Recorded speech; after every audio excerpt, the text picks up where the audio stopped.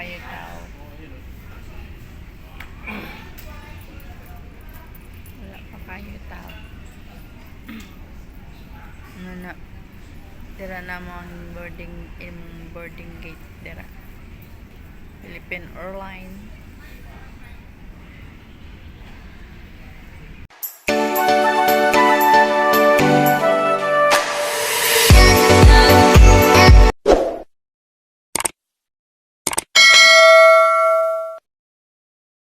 Mga silingan na ako sa airport karon, and then wala siya sa likod. Flight na ako padulong sa Iligan, Calcaterong Hair.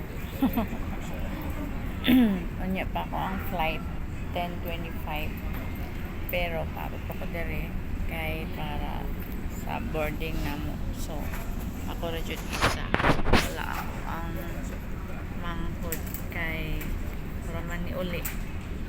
So na mga silingan dili na to mabalik kada pugas akong naong. Ano siya, nagpaabot na ko dere. So sulod ko pinakauna, first owner jud ko. Naka-relax dayon ko. So ana gid na no, maabot gid ang time na mapulaan na jud ka og kanang trabaho. Dili man siya kuan kanang kapoy, pero maabot jud ang time na ma-realize jud nimo nga mas okay jud ang kanang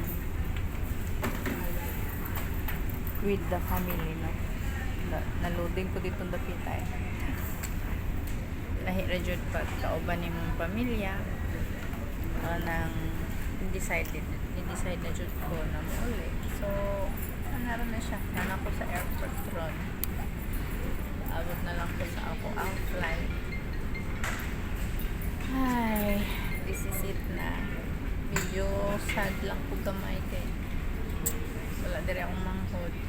Pero next year maulit po siya. Ano yun ang OFW, no? Magkalagyo ay jud ta. Manang ready na ako ang kuan. Yung bagahe. Ready na. So, last year kay kauban ako siya. Pero nang wala na ako nag-Starbucks. Wala ako nag-Starbucks kay Murao. Hindi na ako feel kay Murao. Ito manggung last year nga nang kuan mi Starbucks na ato.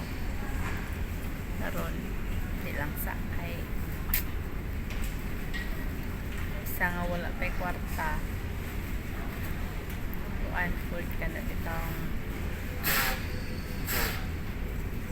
basta wala lang dyan ko ganahin, no? Laay. Gilaay. Walang sige siya pangutanan na ako. Excited pa daw kung ako mauli. Ko excited siya, pero dili dyan siya yun nga kanang hinana ka-excite. It's because dili siya ako. Dili may kaupan. Sige lang. Naupa na lang tayo ng pagkuhan. Narbaho. It's time na. Bali na mong maligyan tag balot or whatsoever. Basta kay kasi hindi makabalik na tag Singapore pohon. Pabalik tag Singapore pohon. Dili na siya as helper. Ay! Mag-sure ay. Dili na as helper. Tourist na lang dito. Medyo kuhaan yun ako ang flight route ka na.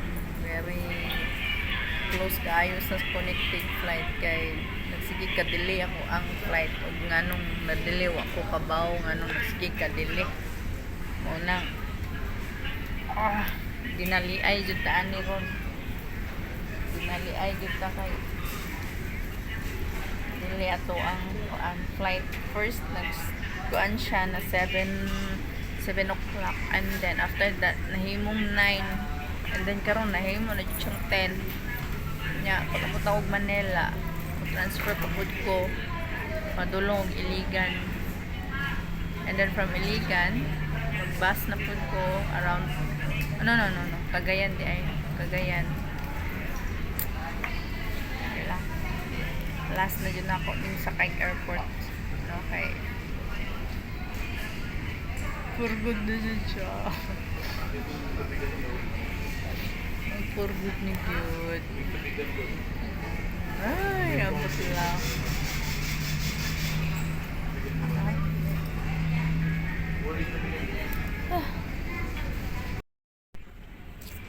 Mga buol, dito akong mga kauban. Binawo na daw sila na ako. Wala na daw ko ko. Daw no, kung buutan lang siguro akong amo ba. Siguro, mag-stay pa siguro ko dito dugay-dugay. Di man maayo atong panagan ko. O ramang nagkadugay, may lami, nagkadugay, nagbuhay lami naman noon. Lalang ko. Maraba ko nito to man. Laginig tungtong ang mas ulokrano. Ganit ang pagkaon na ni dahil. Ay.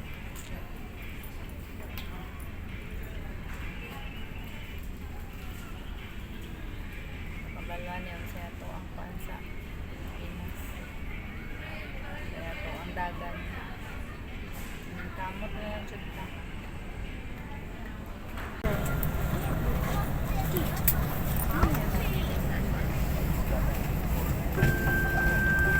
Kain ka pa?